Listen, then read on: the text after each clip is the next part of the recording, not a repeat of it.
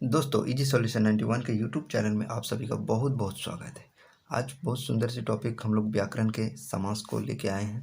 समास में हम पढ़ेंगे कि समास किसे कहते हैं, समास का कितने भेद होते हैं और समास के जो भेद होते हैं वो सब भेदों को अलग अलग करके हम लोग पढ़ेंगे। इसमें से देखेंगे कि देखते ही हम बता दें कि यह आपको द्वंद्व समास है, द्विगु समास है और एग्जाम में आसानी पूर्वक हम इसको क्या करें पहचान सकें कि कौन सा द्विगु समास है, कौन सा द्वंद्व है, कौन सा बहुब्रीहि, कौन सा तत्पुरुष है। तो चलिए हम लोग समास के सबसे पहले बारे में जानते हैं। क्या कहता है समास? संक्षेपीकरण। मतलब समास क्या होता है? एक संक्षेपीकरण होता है। ठीक, उसके बाद क्या होता है? घटना या संक्षिप्त करना या कम करना, अर्थात दो पदों का ऐसा संक्षिप्त रूप जो पद के समान अर्थ धारण करे।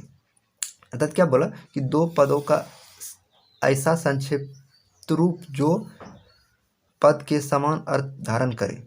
अर्थात देखिए, जैसे मैं कह रहा कि राजा का पुत्र, ये देखिए एक वाक्य है, इसमें राजा का पुत्र, ये क्या राजपुत्र लिखा है। ये बहुत बड़ा था, इसको एक छोटा रूप में लिखे राजपुत्र। तो ये हुआ समास का, ये हुआ संक्षेपीकरण। ठीक ना, यही हुआ समास। ठीक ना, अर्थात हम लोग अपने शब्दों में बोले तो क्या कहा कि शब्दों का संक्षेपीकरण ही क्या कहलाएगा? समास कहलाएगा। शब्दों का संक्षेपीकरण ही क्या कहलाता है? समास कहलाता है। जबकि संधि में हम लोग पढ़ते हैं संधि का विच्छेद। समास का क्या होता है? विग्रह करना होता है। क्या होता है? समास का विग्रह करना होता है। तो समास में सबसे पहली बात की हमें कन्फ्यूजन में रहते हैं कि पद किसे होते हैं। जैसे पूर्व पद कहते हैं, उत्तर पद कहते हैं, प्रथम पद कहते हैं, द्वितीय पद कहते हैं। इसके बारे में हम लोग जान लेते हैं। चलिए, कहा था कि पद, पद अर्थात क्या हुआ? प्रथम पद, इसको पूर्व पद भी कहते हैं। पूर्व पद को पहले पद, पहला वाला पद भी कहते हैं। और द्वितीय पद मतलब दूसरा वाला जो होता है इसको उत्तर पद कहते हैं। बाद वाला पद भी होता है। ठीक ना, तो ये आपको बात हुई पद का।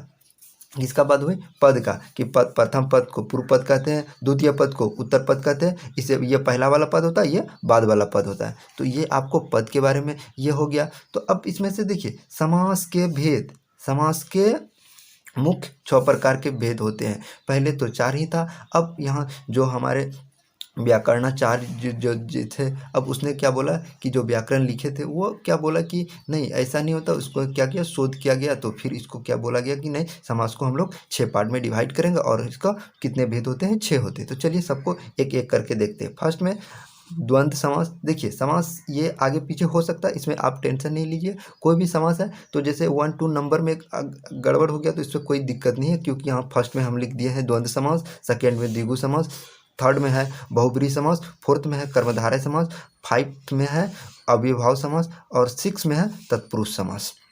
तो अब हम ये तो 6 के बारे में हम लोग तो जान गए कि ये समास का नाम हुआ अलग अलग।